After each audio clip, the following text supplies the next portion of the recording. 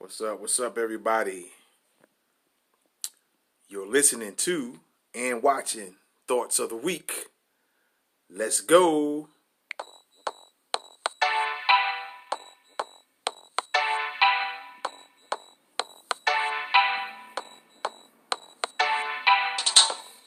We're going to see if we can get it all together this time around. We've been having some difficulties, but we're going to make it work.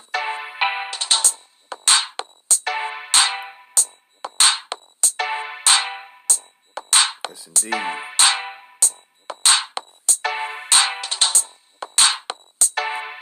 You guys just bear with me real quick here.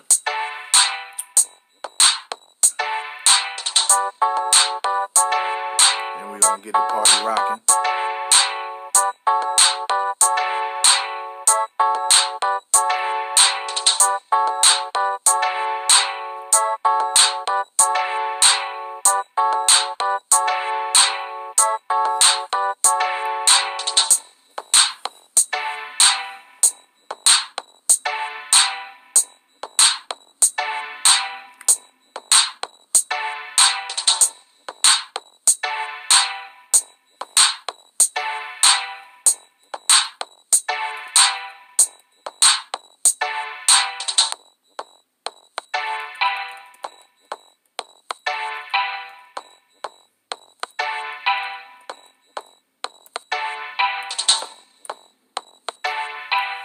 We got a nice show for you. Just bear with me real quick here.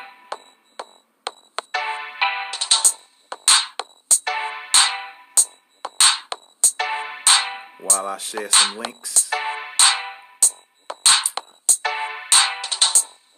Messing up on that title right now.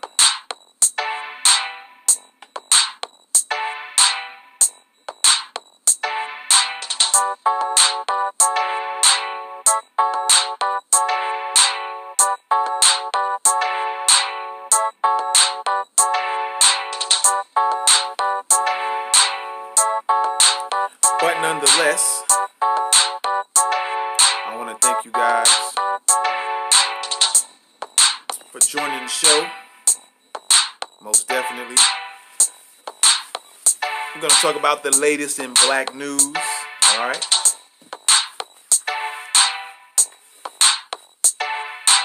With a lot of topics that I do discuss, there are some things that go on in black news that I think are important and need to be shared. And so we're going to get it started.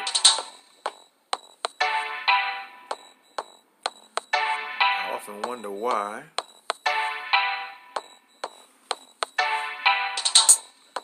by the way, if DU Recorders, the makers of DU Recorder, if you guys are listening, you need to do something about making this app work when it comes to doing multi-streaming. Because I was trying to use the multi-streaming function, and I was trying to go live on YouTube and Facebook, and it kept shutting off. And I don't know if it's because I was too far away from Wi-Fi connection, but I think I don't need a Wi-Fi connection because my phone has internet connection, but I was trying to use the Wi-Fi. So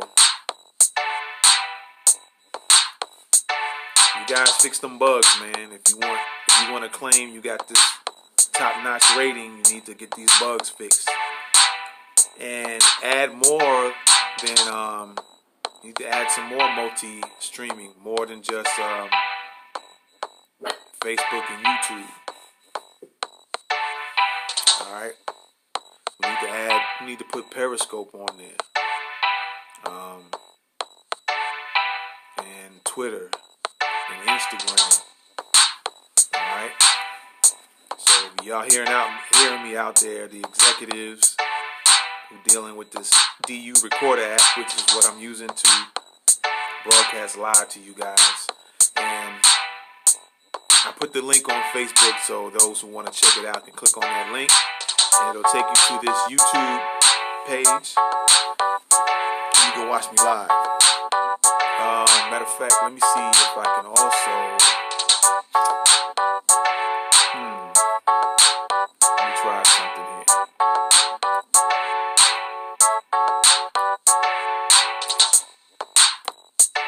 Let's see if I can share a few more links before we get it cracking.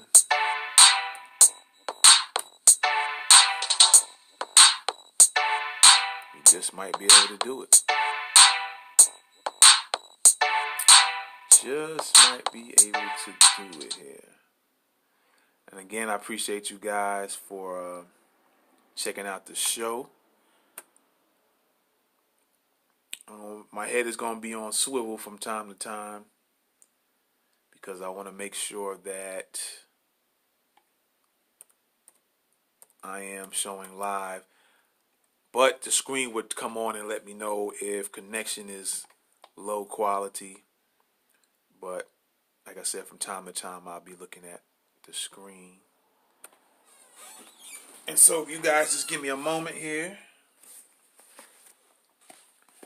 And just let me share another link. Really fast, quick, fast, in a hurry.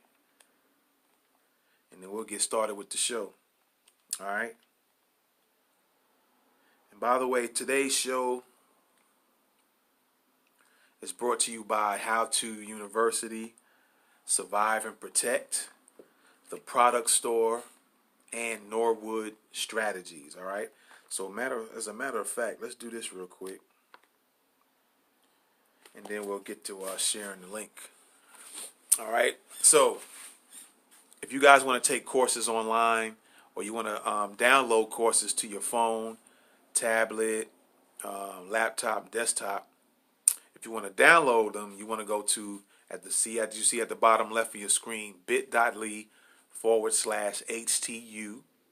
download campus. All right. HTU download campus. That's if you guys want to take courses from How To University and download those courses instead, as opposed to taking them online. Now, if you want to take these courses online, you can go to bit.ly/HTU online campus. All right. So HTU, How To University, has two campuses, two online type of campuses, and working on a third. They're going to soon have a streaming campus where you could just stream the courses and just watch them by video stream. But right now they have online and downloadable courses. And so if you want to take them online, where you just sign in, you can sign in from your phone, you can sign in from your laptop, your iPad, desktop, wherever, tablet, and you just want to sign online and take the courses whenever you want, go to bit.ly/HTU online campus. All right. And if you want to download these courses, and you still can take, either way you do it, you can take the courses on your own time. You can watch the video courses.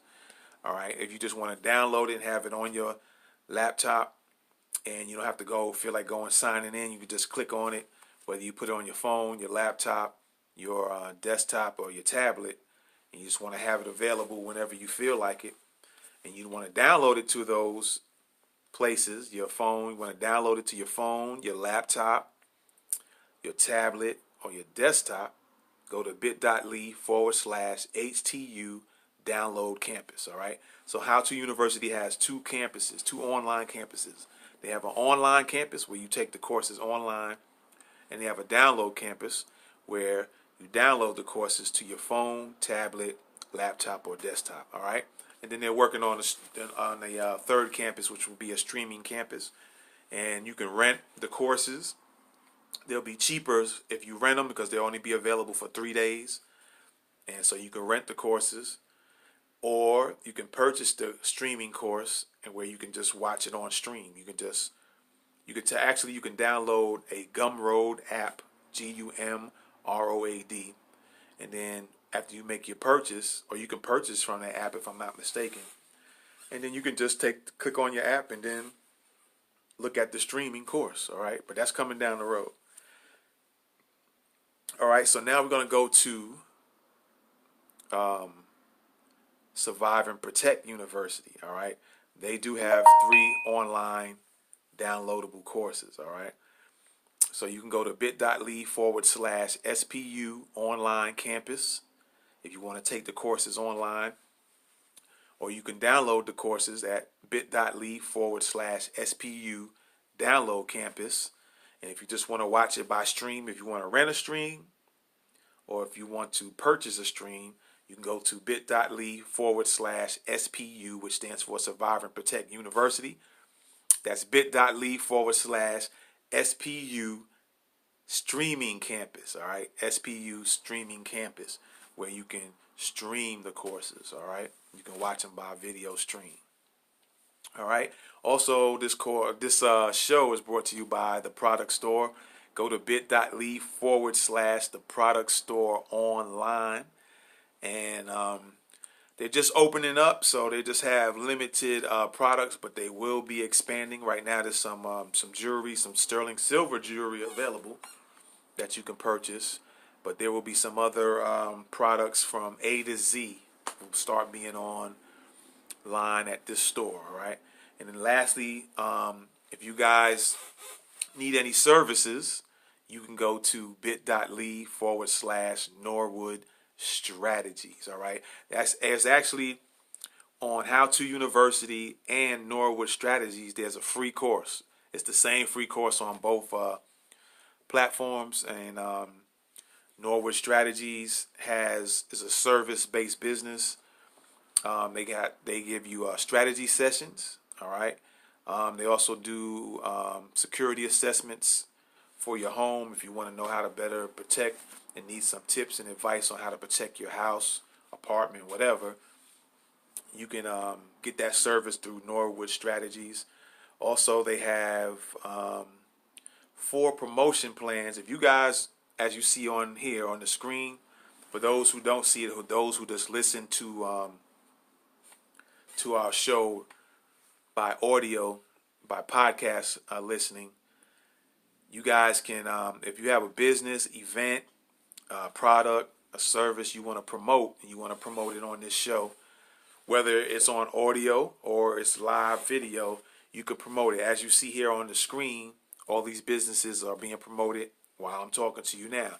So just look at the screen here on the bottom, and this can very well be your logo to your business and me promoting your business on the show. All right, and of course it'll get heard on the audio, the podcast shows where you just hear it by audio, but your business will be promoted. So if you're interested in that, there's a 3-month plan, there's a 6-month plan, there's I think a 9-month and a 1-year plan. All right, if you're interested in knowing more about which plans they have, those 4 different plans and the prices of them, you can go to bit.ly/Norwood Strategies. All right, Norwood Strategies. All right, so there you have it. All right, you guys check out any of these businesses, these schools.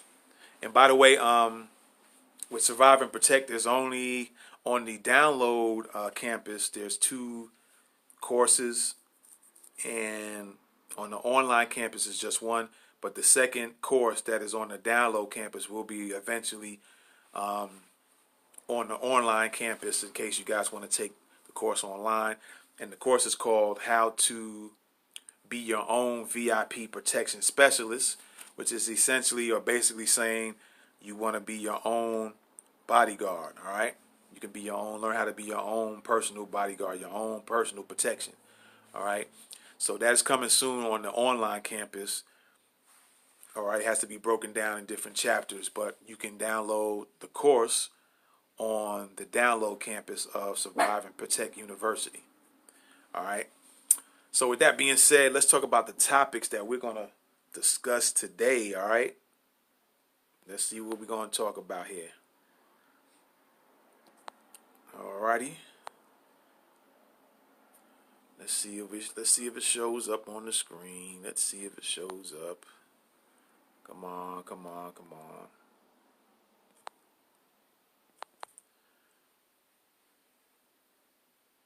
All right. Anyway, let's go back in and let's see what happens here. Let's go back.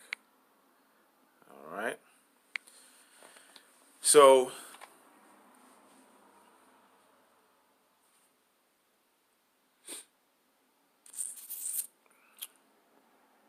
acting real crazy today for some apparent reason. Very interesting. Well, that's live for you folks. Sometimes things happen when you go live. Oh, okay, there we go. Let's see if it loads up very quick. And it looks like it's going to load up. And there we go. There we go. Alrighty. So what we're going to talk about today is, as you can see here, let me pull up some things right quick. Alrighty. So we're going to talk about, of course, Naomi Osaka, for those who are familiar with her.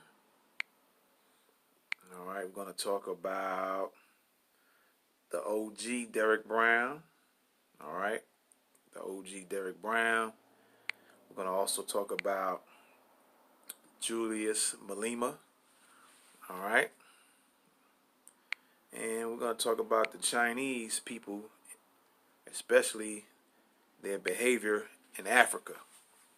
Alright, and their behavior in China against black people. In particular, those who are from Africa.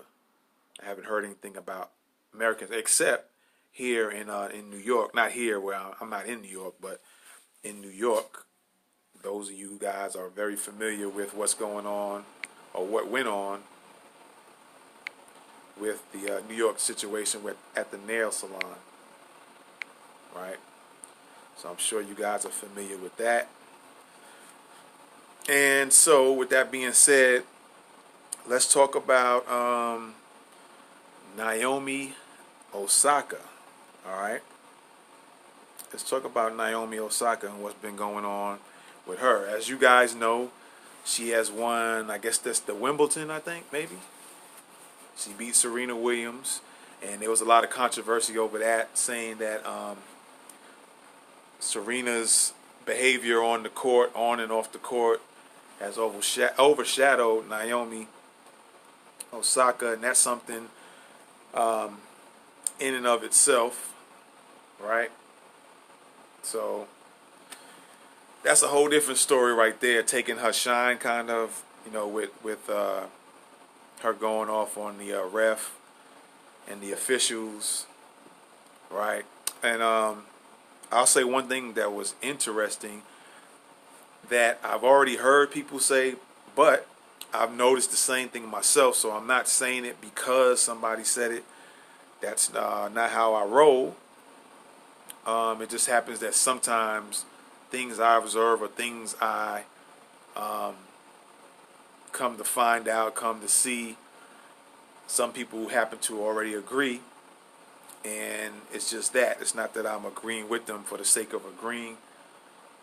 Everything with me is, as much as I can, is built on analyzing things, observing, examining, and drawing my own conclusions at the end of the day based on information that's presented out there, and being analytical about it. All right. So, just real quick, have you noticed that things that happened to Serena, I don't know, I can't remember anything in the near past other than this game, but it doesn't seem like her husband ever sticks up for her. You notice that? She's always had to fend for herself. The husband never speaks up.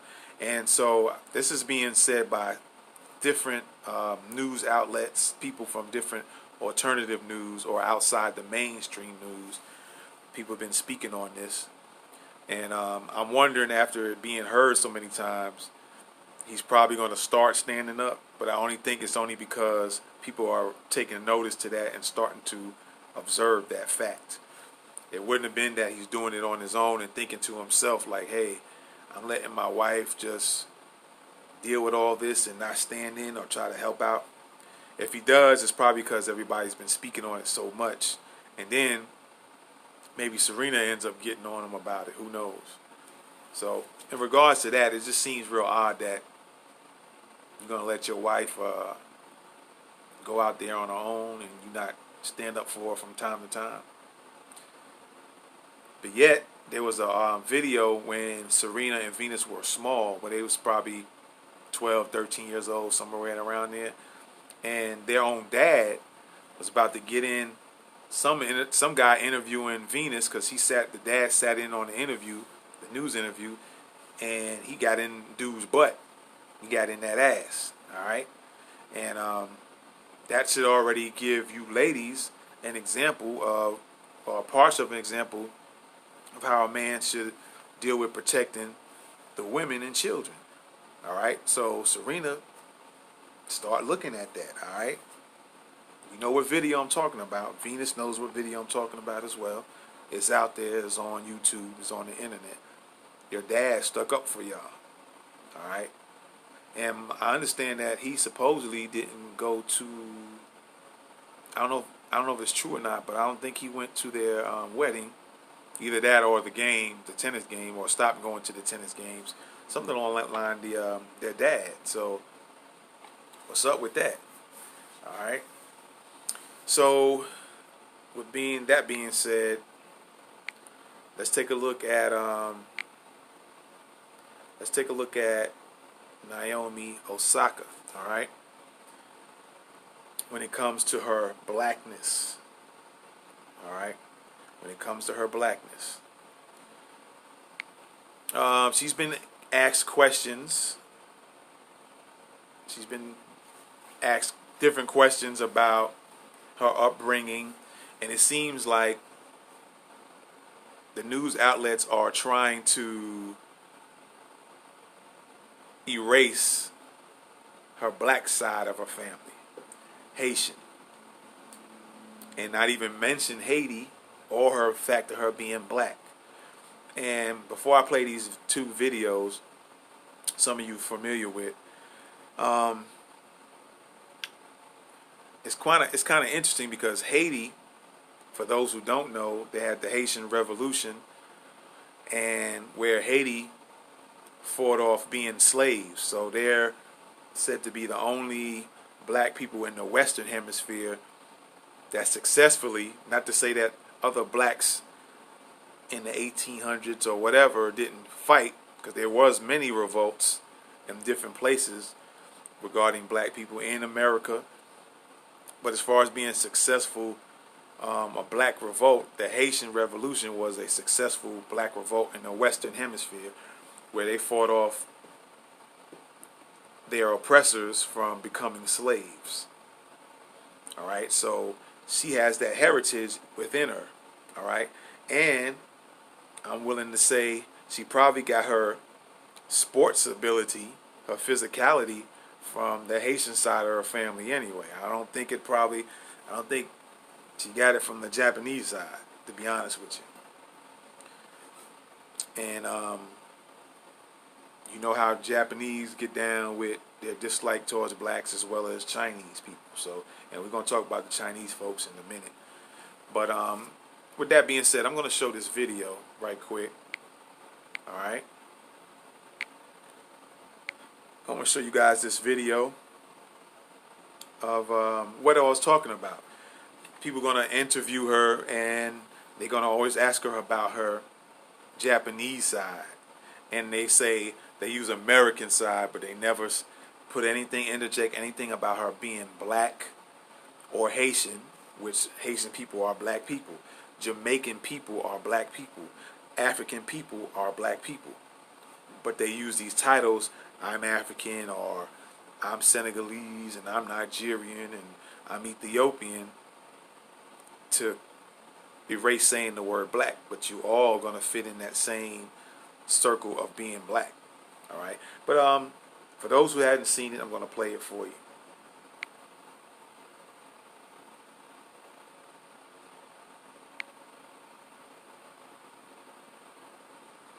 I was born in Osaka. I came to New York when I was 3. I moved from New York to Florida when I was like 8 or 9, and then I've been training in Florida since.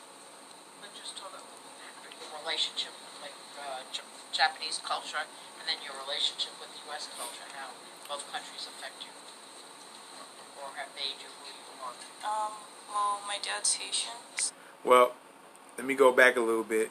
when you notice when the lady starts asking her the question, Naomi gets this look on her face like, not necessarily confusion, a confused look, but it's almost like, wow, are you serious? You just asking me about just being Japanese and you don't want to say nothing about the Haitian side of my family?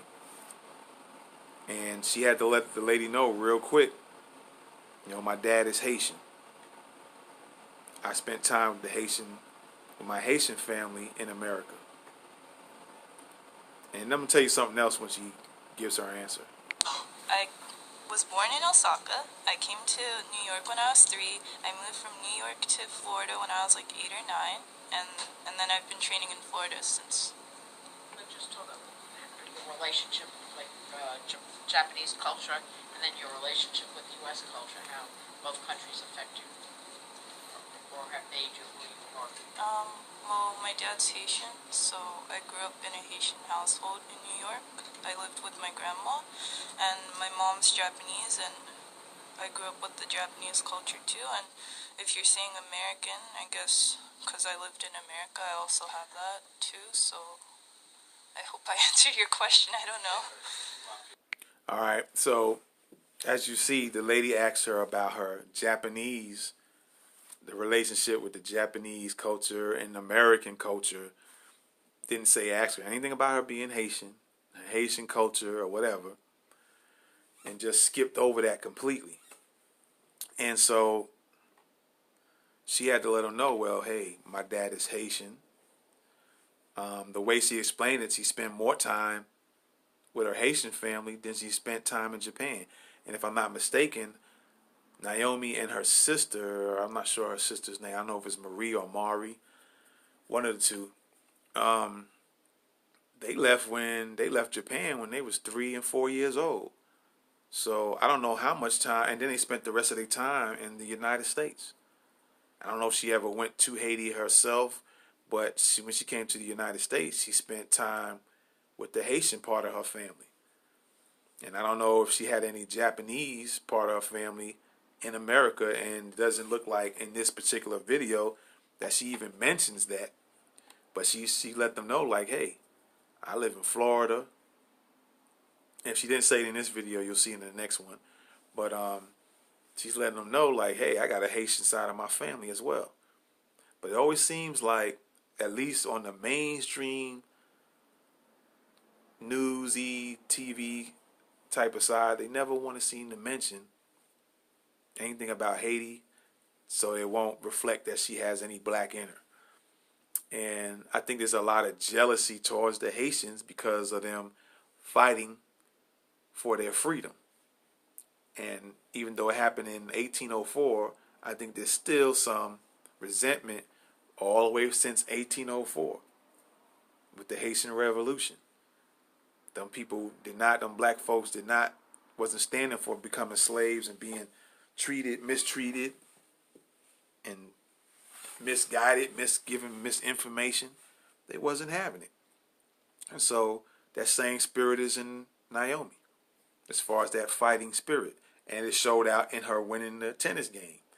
So that's why, one of the reasons why I say, I'm sure she didn't get her athletic and her warrior fighting spirit from Japanese. It had to come from the dad's Haitian side, right? So, as you see, this is one example to where they don't want to address her blackness at all.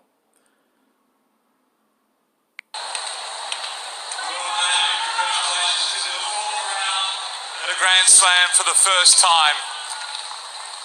This must be an exceptional feeling for you right now. Yeah, I mean, I feel really happy, but also I'm kind of sorry because I know you guys really wanted her to win.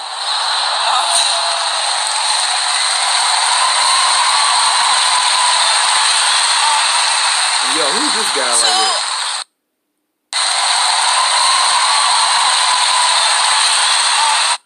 If anybody knows, who's this guy? Is that her current coach or something like that, or what? What role does this dude play? Because in other videos, they always show him, and I wonder why. When she talks or whatever, and the crowd cheers, they always show this. They always sometimes show this guy. So if any of you guys know who he is, if this is the coach or something, let us know. That's kind of suspect as well. But they always show him for some reason. So, I mean, just thank you very much, because I've never played like in an atmosphere like this. I've always wanted to play against an Australian player, because on TV it always seems really cool, so thank you.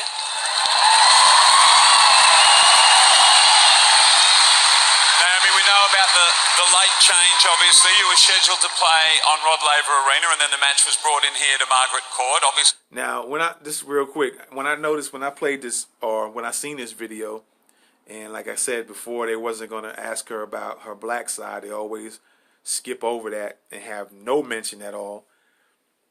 It was kind of interesting that behind her, she has the, or not she, but behind her, you got the word Black Moors, and I find that very interesting. Where's that come from? Right? And it's funny how you got Black Moors, where if you do your history and you know the story of the Moors, the M-O-O-R, the Moors, or some people might say it was spelled this way. And then you see Moors, and that example was M-O-R-E-S. It's kind of interesting. And then yet they won't ask her about her black side. So I don't know who this Black Moors, I don't know. I'm assuming it's a company. I don't know what they're about. But I just found that kind of interesting with the questioning of her background. Thought that was mighty interesting. All right, so let's continue on. Similar for both of you, but how did that affect you, if at all? Well, I just think there would have been a lot more people cheering for her, so I'm actually really happy about this. So yeah, I think it was good for me, so thank you.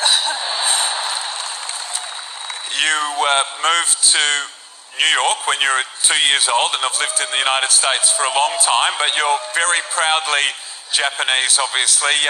What will this victory mean for the people back home, for both sets?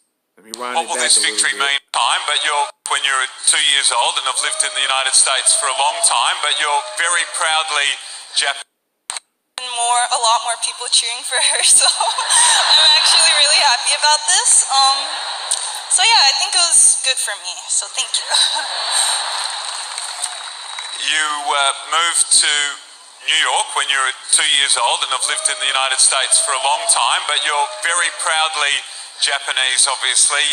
What will this victory mean for the people back home, for both sets of fans who will be watching this for you? And again, every time they ask her about anything dealing with her background, whether she was black or Japanese, but they always point out her Japanese and American. Japanese and being in America. You ever say nothing about Haiti or her Haitian background? Always look at her face. She always had the same look. Like, you're still doing this to me? You're going to try to keep me from, or get me to not mention my other side of my family? And each time she addresses it and lets them know right off the top. And I was just thinking also that this might be also to Naomi, if anybody that knows her, or if she sees this herself, or any friends or family sees this video. And I think at the same time they're trying to test her and see if she ever brings it up, because if she doesn't, things kind of happen kind of good for her. Maybe I'm just kind of being analytical a little bit, analyzing the situation. The more they keep asking her questions about that, and the more she continues to give them the answer like, hey, I got a Haitian background as well. Salute to the Haitian people too, as well as her being Japanese. I think it could be a test as well. And I don't know if people who was handling her, if it's not dad having any say-so, that they're going to keep trying to stray her away from mentioning that, or having anybody, associating anybody to let them know that, hey, she has black a black side of her family, then she might not get some endorsements or more endorsements. She got some good stuff coming up with regarding endorsements and some other things. She's going to make a lot of money. But I wonder if they're going to do a few things. Either they're going to keep asking her about this, or they're just not going to ask her at all. And as long as she doesn't mention anything about it, they'll continue to give her the endorsements and she'll make that money. And some other things I'm thinking they might try to throw in the mix as well, maybe, but we'll just have to pay attention and see. You moved to New York when you were 2 years old and have lived in the United States for a long time, but you're very proudly Japanese, obviously. What will this victory mean for the people back home, for both sets of fans who will be watching this for you? Actually, Now he said for both sets of fans, meaning when he asked her about the Japanese set and the American set, nothing about Haiti at all. Didn't ask her anything about her Haitian background. And like I said, when you look at her face, she always starts having that serious look, and like, wow, you still doing this? You still not gonna bring this up? And she's gonna bring it back up to him. When you were 2 years old and have lived in the United States for a long time, but you're very proudly Japanese, obviously. Very proudly What will this victory Japanese. mean for the people back home, for both sets of fans who will be watching this for Both you? sets of fans. actually, I live in Florida now. Now I thought that was interesting when she said that. I'm gonna rewind it back a little bit, but he was so jumping about, yeah, your American family and your Japanese family. Like again, like I said, they left when they was super young. They was 3 and 4 years old, her and her sister. So they didn't spend a bunch of years in Japan. They left 3 or 4, and then they spent a lot of their years trying to develop their tennis game in the United States. And she said, well, I live in Florida. And it seemed like she was trying to say she's not representing America. But at the same time, she's going to say that she's Haitian too. And she's going to kind of big them up a little bit more than she did in the other video. But she's also, it seemed like she's trying to, her response back to her in a clever way is like, well, I live in Florida now. I don't live in Japan. Like she shook her head like, yeah, I'm representing them, but I live in Florida now. Meaning like, I'm not representing the United States. I'm not living in Japan anymore. And then she brings up, hey, my dad is Haitian. What's up to the Haitian people? In her own little way. All right? Moved to New York when you were 2 years old and have lived in the United States for a long time, but you're very proudly Japanese, obviously. What will this victory mean for the people back home, for both sets of fans who will be watching this for you? Actually, I live in Florida now. But yeah, I mean, of course, I'm really honored to be playing for Japan, and my dad's side is Haitian, so represent. There you go, see that? But yeah, My dad's I forgot side the is rest of Haitian, your so question, represent. sorry. Represent. Your answers, I don't think you need. Let's go back one more So time. like this, so yeah, I think it was good for me, so thank you. You moved to New York when you were 2 years old and have lived in the United States for a long time, but you're very proudly Japanese, obviously. What will this victory mean for the people back home, for both sets of fans who will be watching this for you? Actually, I live in Florida now. But yeah, I mean, of course, I'm really honored to be playing for Japan, and my dad's side is Haitian, so represent. But yeah, I forgot the rest of your question, sorry. Your answers, I don't think you need questions. Now, you're obviously preparing for the next round already. 4th round of the Grand Slam, the energy drinks coming out and everything ready to go. It's pretty exciting, isn't it? Yes. Well, we're sorry that we moved courts on you. We're delighted that you got to play in front of an Australian crowd, and thank you for being such a gracious and humble victor today. Congratulations and good luck in the 4th round. Naomi Osaka, ladies and gentlemen, on she goes. There goes that dude again. You know what I'm saying? There goes that same dude I was talking about. Yes. delighted that you got to play in front of an Australian crowd, and thank you for being such a gracious and humble victor today. Congratulations and good luck in the fourth round. Naomi Osaka, ladies and gentlemen, on she goes. There goes that dude again. Is this her coach or what? What's going on here? All right, and he seems to have a big smile on his face a lot. So I don't know. Again, maybe you guys know who's this guy here, and it looks like this guy's been around. Never seen this guy right here. Right, I hadn't seen this dude before, but again, he's in the video again. So if anybody knows who this guy is right here, y'all let me know, man. Put it in the comment section or something. All right. But I found it quite interesting. This guy's always showing up. All right. So we're gonna move on a little bit. Let's finish out the video. All right. So there we go with that.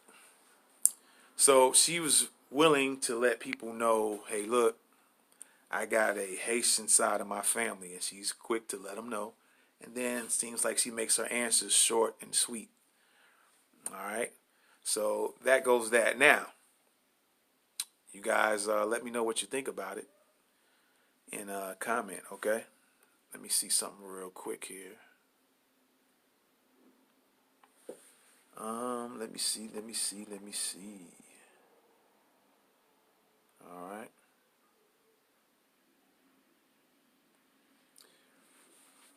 Again, like I said, I made a mistake on the title as far as the number. This is actually the 18th episode, by the way, not the 17th. But by the time the show is over, I will have adjusted that, and it will reflect the correct number. For those who are listening, you'll get everything correctly. All right, so this is episode 18 of Thoughts of the Week. All right. So with that being said, let's move on to who some call the OG. A black man who decided to stand up for a black woman. Didn't even know the woman. No relation to the woman, but he did more than a lot of these young bucks been doing lately. And so there's something to be said about that. And his real name is Derrick Brown. And some people call him the OG, Derrick Brown. And again, I'm going to play another video that I'm sure a lot of you are very familiar with. And for those who aren't, you'll get to see it. And for those who are just listening to the podcast show, you will just hear what's being said. But for those who don't know, whether you're watching or hearing this show, what happened is there was a white man who I think was upset about either one or two things, either about how there was a black girl was driving the car, and she was like 15 years old, and I think the mom was trying to show her how to drive. So I don't know if there was an issue with the driving skills of this 15-year-old girl or just where the 15-year-old girl parked after she finished driving.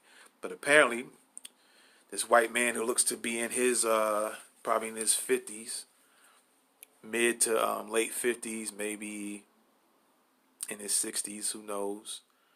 Or he might be a little younger, but he looks old. He looks kind of old.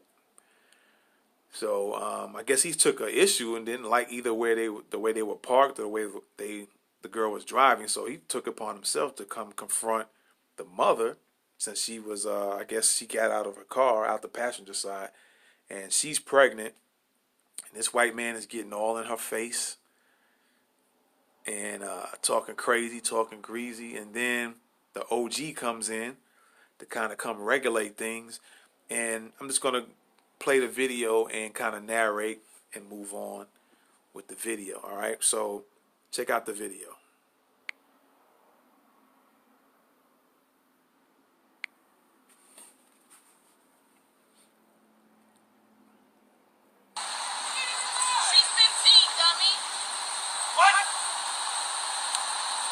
Now, apparently, when it first gets played, she tells the white guy, she's 15, dummy. And then he goes, what? And gets in her face. Right? They're at the passenger side of the car. She has the door open. And he's in her face like, what?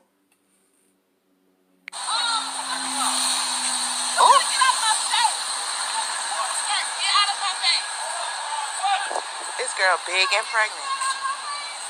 He's talking. Now, she's told him, because he's like really in her face, like almost damn near touching nose to nose. And she's telling her, sir, get out my face. You need to get out my face. And so she's looking around like for some help, right? And this goes to speak on to any of you black women in particular for this particular situation who act like they don't need no black man to do this or black man to do that. But apparently this black woman here was looking for some help. And as you see in the video and through the whole entire video, you don't see anybody white trying to jump in. White woman, you would think a white woman would try to jump in and help because it's a black woman, and definitely was no other white man trying to jump in. And it took a black man to come in and come regulate, who wasn't scared, didn't have a camera in his hand like some of you young guys be doing. You start pulling out your video cameras and start clowning in the background and saying, "Ooh, look at this world star! Ooh, we got in her face! Ooh, she told him get out my face!" And that's all the young bucks doing. And some people are saying that that has something to do with having a single, like these males having single moms and don't have a male figure, whether it's a dad, whether it's a brother, an older brother, an uncle, somebody in the hood, an OG in the hood, to kind of tell them how to become men, and what you should do, certain things you should do, certain things you should handle, certain ways you should handle stuff. You don't let women get disrespected, and whether it's a friend of yours, or female, your sister, your mom, or a total stranger, you want to stand up for them. All right, because that could very well, just think, real quick, this can be your mom and you're at home or at school, or this can be somebody's wife, or this can be somebody's grandma, or this could be somebody's niece. All right, this could be somebody's aunt, and you would kind of feel happy after you hear the story that, hey, somebody was trying to push up on your aunt, somebody's trying to push up on your mom or your sister or your girlfriend or your wife, and some man just came in and helped, and that's all he did. He didn't try to talk to her or nothing. He just stood up for her protection. You would want somebody to do that for your loved one, right? So that's something to think about. Let me just put it back a slight little bit for those listening so you can hear it. This girl big and pregnant. He's talking about, or what? I would have decked his ass. Did I threaten you? I did not threaten you. I said you were a dummy and she's a 15-year-old driver and get out of my face. Get out of my face. Walking up on his face like that. Is she walking up on you? Exactly. You need to back the fuck up. What? You heard what the fuck I said? I said you need. Now I'm gonna put it back again, but this is what I want black women to do. When you got a black man you don't even know, whether you know or don't know, and that black man is trying to protect you or confront the person. It could be a black guy, a white guy, but this particular video is a white man. So when this guy is coming over, this black man is trying to come over here and assist in protecting you and finding out what's going on and to keep the person from getting in your face. And the two men look like they're starting to get close face to face and something might go down. Black woman, you need to step out the way, all right? Step out of the way. Don't put your hand in the way like this woman did, all right? And then later on, you'll see her in the video. She kind of pulls the black man back. But there's a better way of handling that. You stay out the way. That way you're protected, which was the original reason this black man came over there. This is Derrick Brown, by the way, in the video. And then you let him handle and regulate the situation. You can stand there and chime in, but don't put your hand in between them, because you can get dragged in. If suppose they started locking up and fighting, and your hand in there stuck, and they swing and you get hit. Don't do that. All right. Also, that's a danger to the person trying to protect you because you're giving them you're blocking them from being able to protect himself in case some guy was getting ready to do something to him. So don't put your hands in the way. Don't grab your man. This goes also for those who have a boyfriend, a husband, son, brother. Don't do that because you can cause that person, that male figure, to get hit and get hurt because you blocking some of his defense mechanisms, his arms and legs or whatever. He needs to protect himself. So don't do that. What? You heard what the fuck I said? I said you need to back the fuck up. That's a woman. You're mama. And you's a motherfucking man. Now what you gonna do? Go the fuck on. Go the fuck on. Go the fuck on. Put that gun away. Fuck you. Put that gun away, motherfucker. Go ahead. Go ahead. You just threatened me. Away. You just threatened me, motherfucker. Fuck you. Go in the store. Go in the store. You're not a man. Go in You the ain't a store. man. I ain't used shit yet. Put your motherfucking hands on me. Now, also, I don't want to keep cutting it off. I want you guys to just listen to it, those who listen to it, those who see it. But notice how the white guy is constantly saying things that aren't true, saying he used the gun. He didn't use the gun because if he used it, the white guy would have been laid out on the floor. So he didn't use the gun. Then he said the black lady, earlier he said the black lady threatened him. Y'all all can hear it and see it like me, and you can play it back. That lady didn't threaten him one time. She told him that he was stupid, and that's a 15-year-old girl, and you need to back away from me. Where's the threat in telling him that? So this guy's been a bunch of lies already, making up his own narrative. All right? Put your motherfucking hands on me. I don't give a fuck who you call. You did this. You're the one that's aggressive to everybody. I don't care who you call. Call the cops. Call the You got cops. it in my face, in his face. Yes, And it I'm does. gonna record all of it because I'm here for it That's right. today. I'm a pregnant woman. You got up all in her face. We got this lady filming. Just walk away. He's got a gun, ma'am. I've been recording every second, sir, since you got out of the car. Do your business. Get the fuck on out of here.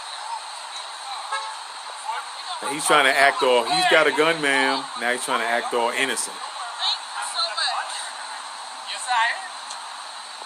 You were about to hit a pregnant woman. I have it here on camera. I don't feel what? I don't give a fuck. Go ahead. Go ahead. Yeah. Now, right before this hit comes down, the guy's just telling him, I call the police. He's like, well, go ahead. Go the F ahead. So he's showing the guy like, look, I ain't scared of all that.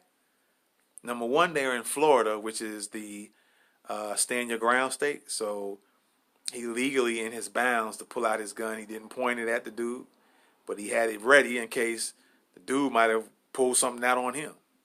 All right? He didn't point it at anybody. The guy's making up stories, apparently, as you can hear and see. And what it was is that he thought he can go, this white guy thought he can go up to a black woman because they're the more softer targets. And he felt like he can be aggressive towards her. But then when you got a man that's being aggressive towards you, then you start trying to play victim mode and backing up and coming up with all these little excuses and trying to demand he do something. And then you trying to say I'm going to call the police. And you see that the man is not scared. So now in your mind, what are you thinking? I got to save face somehow. I can't let nobody regulate me. I came over here trying to do the regulating. And now I'm getting checked on it. I got to do something. Right? So let's go on. I tell you what, I will break your motherfucking face. What? That's what I said. Ooh. That's Let what me I get said. my Put your shit. hands on me. Go ahead. Put your hands on me. Put your hands on me. You got a gun. What? That's right. So what? It's illegal. You jump. And what was so funny is he looked around and started. I guess the white guy was kind of looking for some backup help, and he looked at somebody and told him, "Well, hey, he's got a gun." And then you can hear in the background the guy says, "So what? It's legal." So the white guy didn't have too much to say after that. Nothing else he can do. So that was kind of funny. In the background, the guy says, "So what? It's legal. He can have the gun."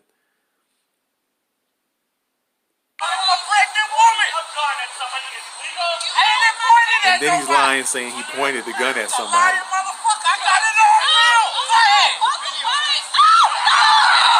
motherfucker! That's right, you motherfucker! Do it again! Do it again! I'd like to kill you, you motherfucker! Come on! You don't hit people! You don't try to hit me! Now there goes the black woman. She's pulling him back again. He done wrote a check that his ass could not. Now don't do that, all right? Go look out! See, she's grabbing him like, "Hey, come on back. Everything is fine now." What you need to do, women, especially black women, if it's involving a black man, what you need to do is don't grab him, because then suppose this guy would have started charging at the guy. You grabbing the man's arm. Now he only has one arm to use as opposed to two. All right, one arm and two legs, and the rest of his body when he could have had two arms. And she's pulling him back, I guess, letting him know like, "Hey, it's cool, it's cool, it's cool." Trying to squash the situation. But what you need to do is a good idea anyway, is that you just need to talk to him, stand beside him, stand close by and say, "Hey, look, let's stand back over here. You know, he's not in my face now. Let him stay over there. You already he punched you first, so you punched him back in retaliation.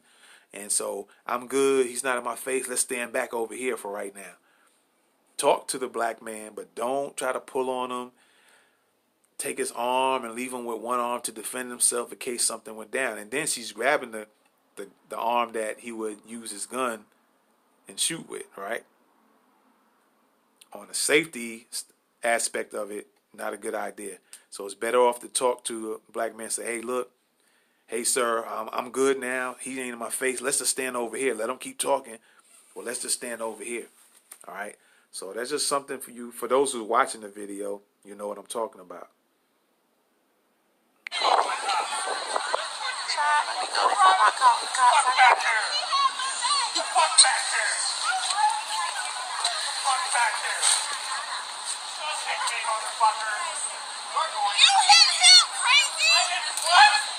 You hit him first.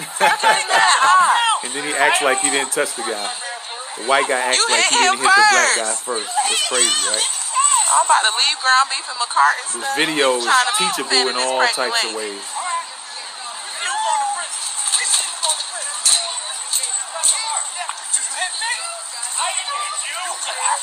I've been recording since he got out of the car. And the guy's still denying he didn't hit the black guy. But it's on video. It's captured on video. So I don't know what's up with all that. There again, another lie again to try to get out. This guy's just full of lies. Since he got out of the car. Well, they love to call the police, but this white man about to jump on this damn pregnant girl. Hell no. She better than me, because my pregnant ass would have fuck out his old ass. Run your motherfucking mouth. That's all you gonna do. Get out, man. Yeah, All right. thank you.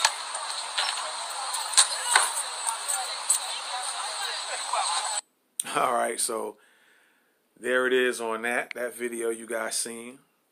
And like I said, some takeaways is that black women, or women in general, but again, we're talking about this particular video. So black women, if you got a black man that don't know you, that does know you, and is trying to protect you, whether it's your son, your uncle, your dad, a stranger, black man just trying to come in and help, do not get in the way. Don't grab his arm, don't grab his fist, don't grab him, because you can cause a problem for him getting hurt possibly.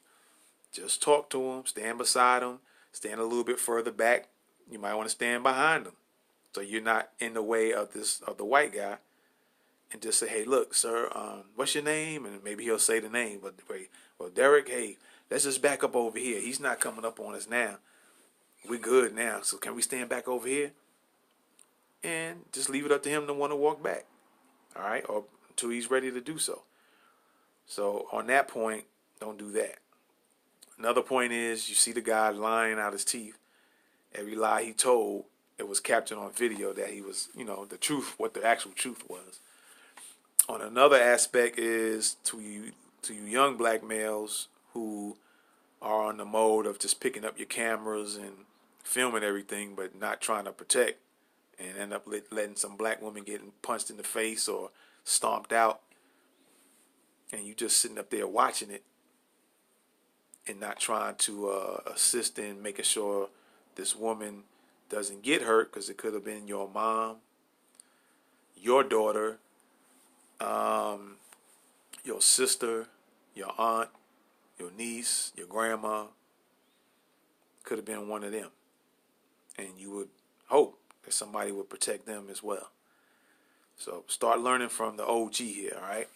And so what I'm going to do is play his interview, because I guess somebody finally caught up with him, and he kind of gave his side of the story, and you can also find out some other things as well.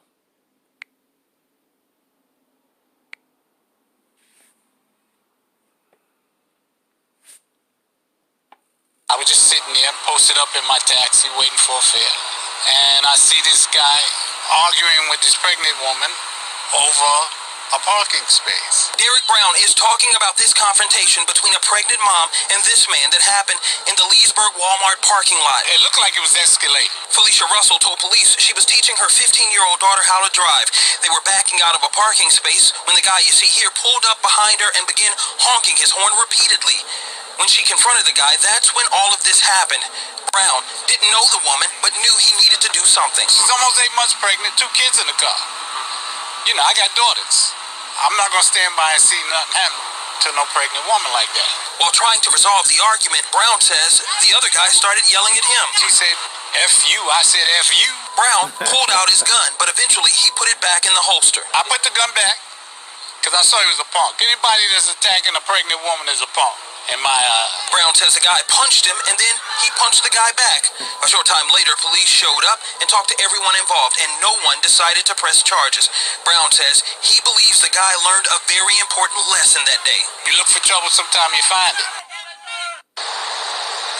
Police told us that the aggressor ended up going to the hospital. We're told he needed about 2 stitches. As for that pregnant mom, we wanted to speak with her today, but because of what happened out here, her family says she was traumatized, and she's been in the doctor's office all day. Now, she and her family are calling Brown a hero. Brown says police even told him that he did the right thing. So, there you have it on that. All right.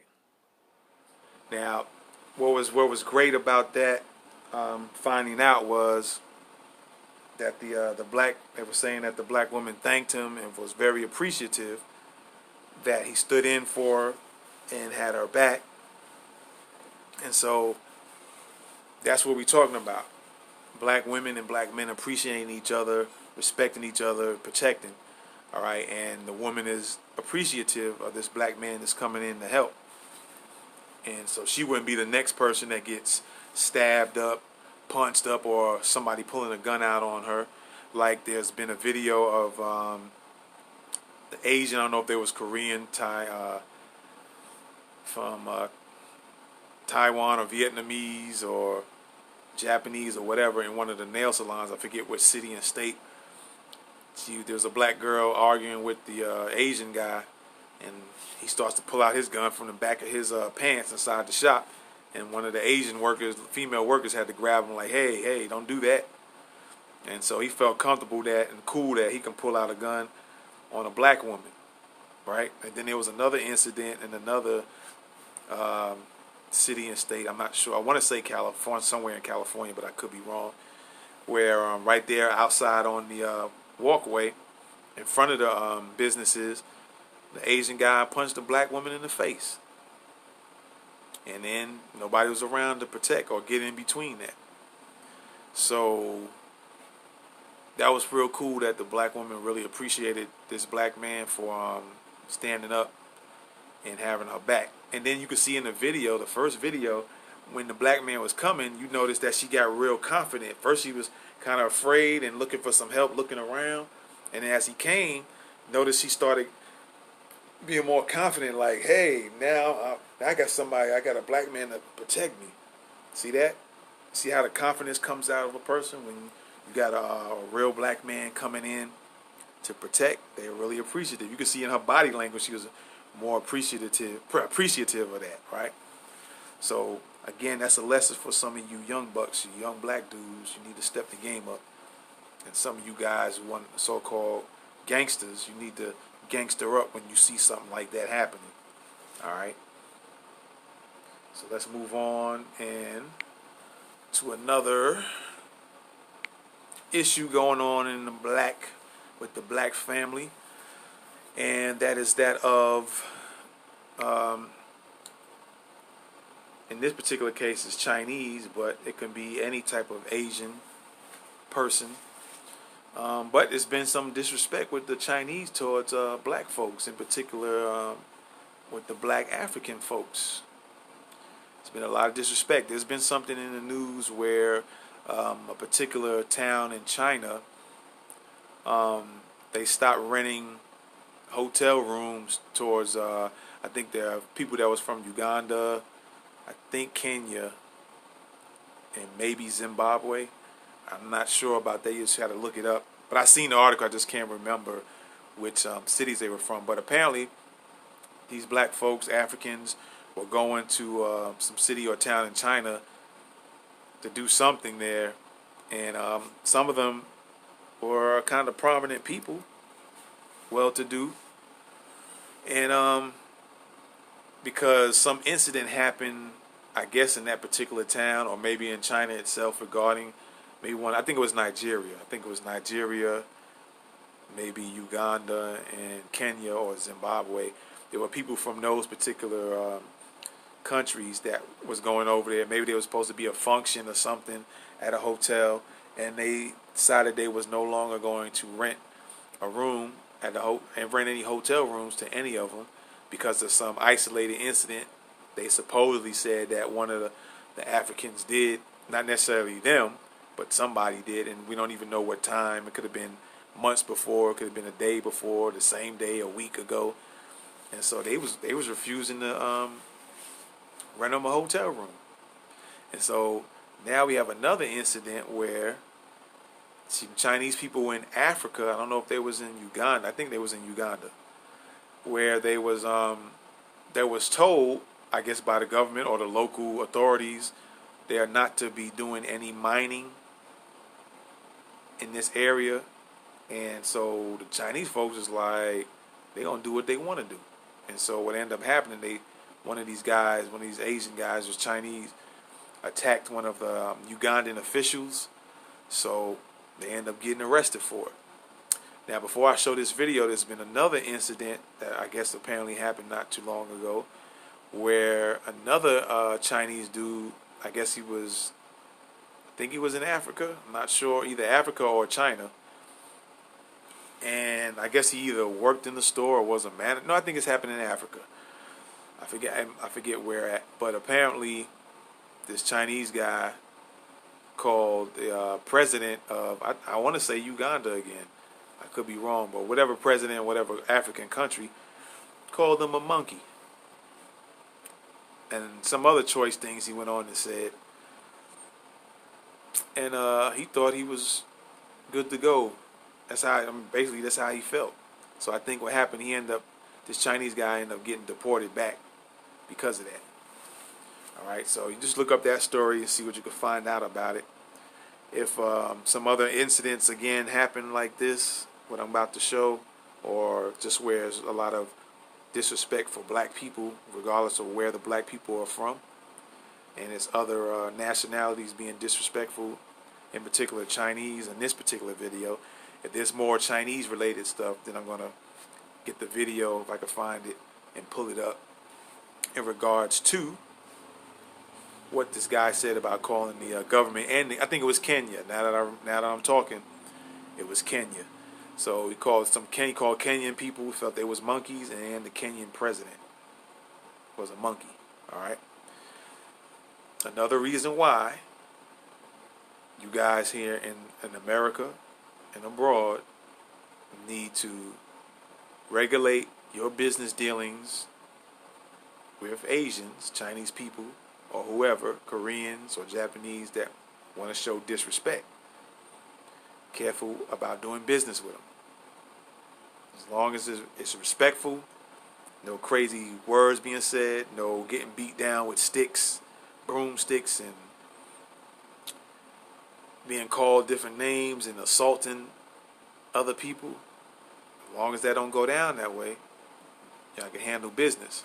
But don't allow no disrespect. With that being said, let's play this video.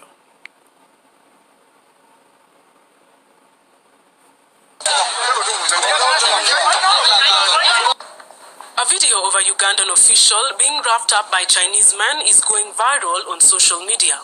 Matia Luangabwanika, the district chairperson of Wakiso district in Uganda, got into a fist fight with Chinese workers over illegal sand mining.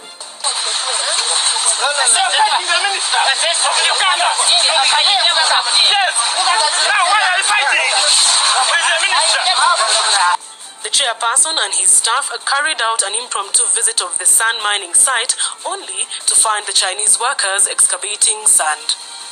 This was a contravention to an earlier directive by the district to suspend sand mining in the district.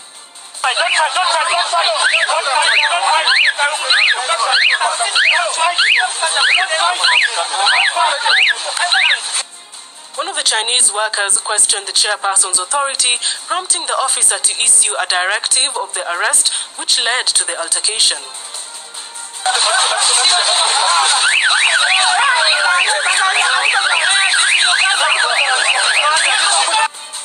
The video was initially believed to be a fist fight between a Ugandan minister and Chinese investors over a lucrative tender deal. And there you have it on that. Apparently, these particular Chinese guys, either one of them or both of them, decided they was going to hit a Ugandan official. Now, I don't know if that means the official was a law enforcement official or someone in the government, part of the Ugandan government. They told them, hey, look, you ain't allowed to do any sand mining here. Because you know they was doing it to try to find whatever resources that is very valuable. And they already told them they wasn't allowed to, so they figured they was going to do it anyway. So these Chinese guys was questioning their authority or questioning something. And then I guess, which hasn't been shown in this video, unless they were talking about them just grabbing onto them. Maybe something happened just before this particular video where they actually assaulted one of the Ugandan officials.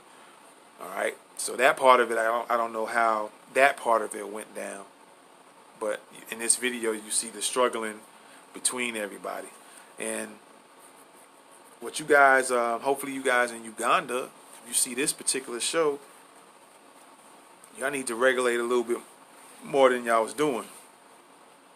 All right? You letting these guys get a little antsy and pushy. You need to grab them up, smack them up, put some locks on them, holes or something. Let them know you mean business. You was being a little bit light from what they were doing. All right? But still, shout out to y'all. You're regulated.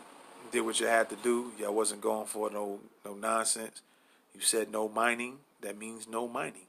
And the Chinese folks, them particular guys, felt like, what? We gonna still go mine this sand.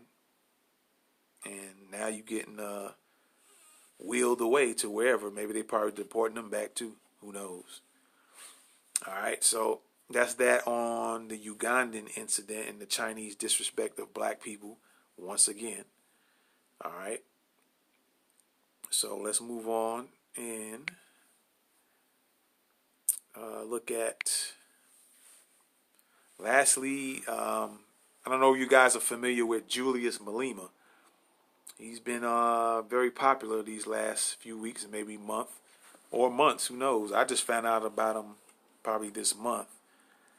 And he has some interesting things to say about a lot of subjects. He wants to get the African people on the continent to be more united as opposed to being separated because of colonization, being colonized over the years, and everybody's kind of being separated and he wants everybody to be more united and actually have a united name for the whole entire continent.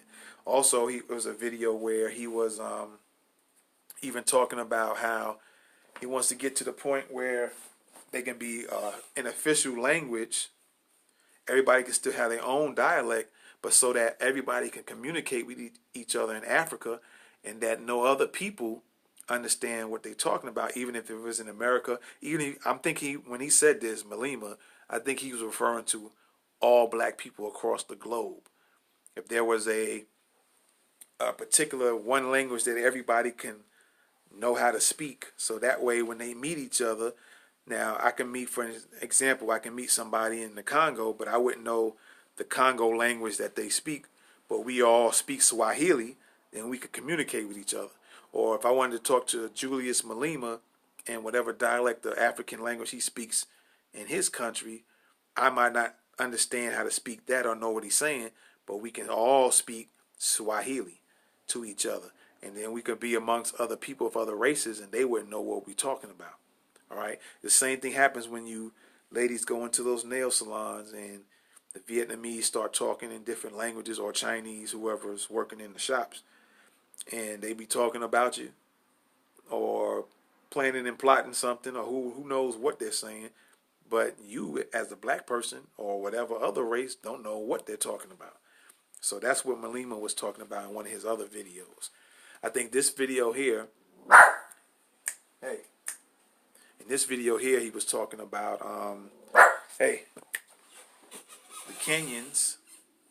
Let's go. Go home. Go home. Go home. Go home.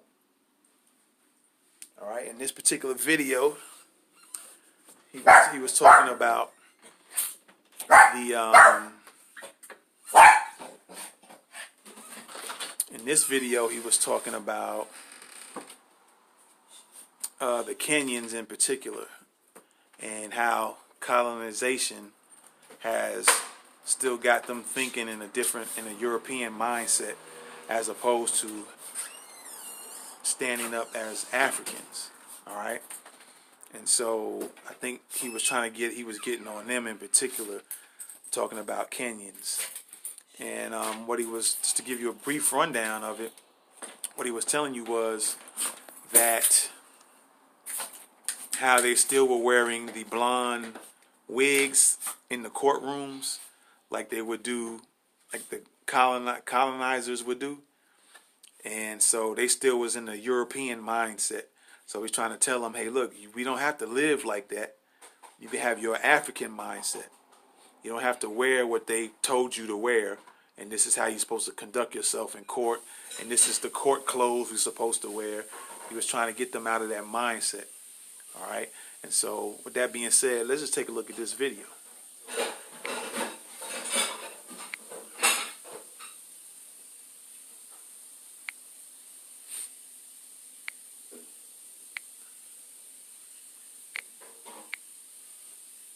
We want ourselves as former colonized nations to be organized through our own determination, not through what Britain thinks should be the form of organization when it comes to their former colonies. So we reject that. We're no longer a colony of Britain. And the ANC's continued kneeling before the Queen and kneeling before Theresa May is actually perpetuating that colonialism of a special type. And that type of respect we give to the colonizer is the one that perpetuates white supremacy and white arrogance. That for as long as they bow before the Queen and the Queen goes there, gives them new names and give them short clothes to wear, and they allow that, it's wrong. I mean, we still have judges in Kenya, in Zimbabwe, wearing blonde wigs. What is that? What is that? And including some scholars who are lawyers, they are wearing those things, they still wear those things and come and lecture us about decolonization wearing a wig. Decolonizing Africa starts with simple things. Starts with doing away with apartheid colonial symbols and colonial way of doing things. It must, we must, and even if it's not our generation, generations to come, we must have a language that unites Africans, like Swahili. If Swahili can be developed and it become a continental language, and then we do away with speaking to each other in English, because that's what colonizers did, divided us, made sure that we don't have a common language to communicate amongst ourselves, and then we use their language to communicate so that they can hear everything we say. So we need to do away with that if we want Africa, which will be an equal competitor with the West and America. So it is through small things that will realize a total freedom of Africa, not only South Africa. I was very worried with those judges in Zimbabwe. Even our judges here, they wear those green things. I don't know what do these things represent. What is that? What symbol is that?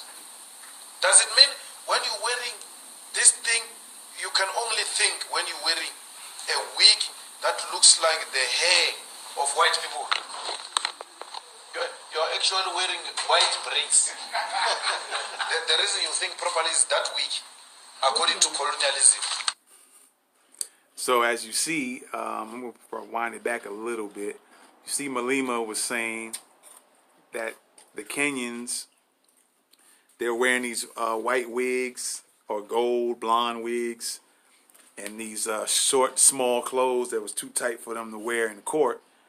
And they're thinking like they're colonizers. They're saying, oh, you can't think without having this wig on your head. That's what Malema's saying and asking.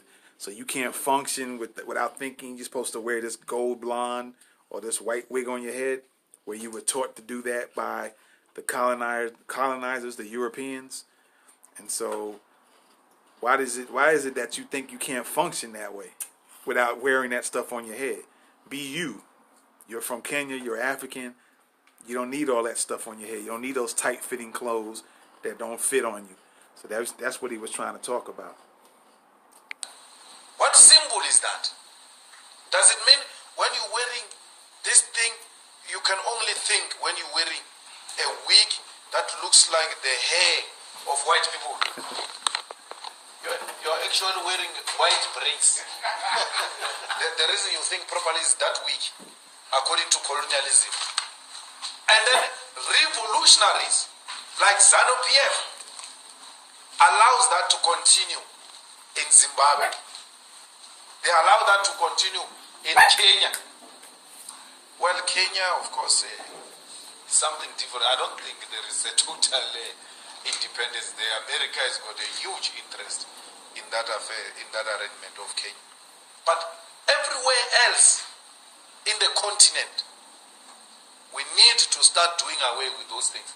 And pulling out of Commonwealth is one of the things we need to do to realize a complete sovereignty for South Africa. We must not be scared to say that. We must be hated. It might not happen now, but that is what we're envisaging for the future of South Africa. It might not be realized in our lifetime, but those who are coming after us should know what we stood for. We were anti-colonial, anti-imperialist, and therefore anything that represented imperialism and colonialism we reject. All right. That's Julius Malema, the economic freedom fighters. All right. He was trying to let the Kenyans know, like, hey, man, you need to get in a different mindset. You've been Europeanized on how to think, how to operate, how to function. And that's not cool. Basically paraphrasing. That's not cool. That's not how you should operate. You're very capable of thinking, functioning, operating a government, operating a courthouse without believing you need to wear these blonde white wigs on your head and you need to conduct things this way or that way. He's trying to let people know, man, be proud of you being Kenyan. Be proud of you being African. You don't have to do that. And then he was speaking on another thing he was trying to say was he don't want to be leaving this earth and generations after him will only know the Africans as soft and punks and they didn't stand up and they just did what the colonizers taught them to do. They didn't have a mind to be intelligent and inventive themselves. And hey, we need to change that mindset so that mindset can keep being passed on to other generations so they can stand and defend themselves from other countries that are trying to come in and do business with other people in other countries, all right, and not be taken advantage of. So I'm going to shout out and salute Julius Malema on that. And at the same time, I want to say what's up to that brother Phil at the Advice show. That's where I was able to get my videos from. So much respect to him. I couldn't find the actual videos myself, so I caught it on the Advice show and put it on this show. So much respect to you, Phil, on that. Shout you out because that's where I got the video from. All right. So with that being said, ladies and gentlemen, that's all we have in Black News. All right. And so I definitely want to thank you guys for checking out Thoughts of the Week. All right. Be sure to go check out, go to How To University. Go to Survive and Protect University. If you want to buy some products, go to the product store online. And if you need some services with Norwood Strategies, check out Norwood Strategies. bit.ly/Norwood Strategies. All right. Check those sites out. And incidentally, there is more to come. All right. Norwood Strategy will be having some other services in the near future. The product store will be having more products coming. Survive and Protect University will have more courses coming in the near future. And How To University will have more courses coming in the near future. So check out all the sites. And again, if you guys are interested in having your business, your product, an event, your service, your website promoted on Thoughts of the Week, be sure to go to Norwood Strategies, all right? That's bit.ly/Norwood Strategies. And check out the plans. There's 4 different plans, all right? There's limited space, so make sure you get the plan that you want and to start having your business, your product, service, website, event promoted on the show, all right? So with that being said, you know me, I'm out of here, all right? Peace.